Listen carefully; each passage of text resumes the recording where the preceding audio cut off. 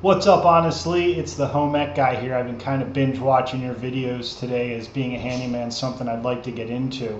Currently, I'm a residential solar installer, which is a great industry, but it moves a lot and it's kind of seasonal. So I'd like to be in the handyman business and kind of like to do my own thing. I've been watching your branding video is actually kind of what I'm responding to. I think branding's super important where I'm at in Charlotte, North Carolina area.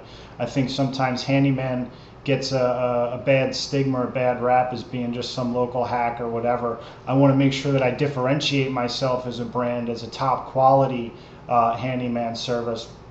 And one of the ways that I'm doing that and differentiating myself from other handyman services is bringing what I learned as a solar installer into this service, being able to size and help people with their getting a solar panel system if they ever decide to do so.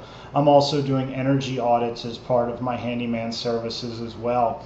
Beyond that, I was a computer system specialist in the Marines, and so I learned about networking and computers and all those different things. So that also gives me another leg up over most handyman services in this area, as I can help my clients set up networks in their houses, run Cat5 cable throughout their houses if they need that, set up networking printers, help them set up a new computer and stuff like that.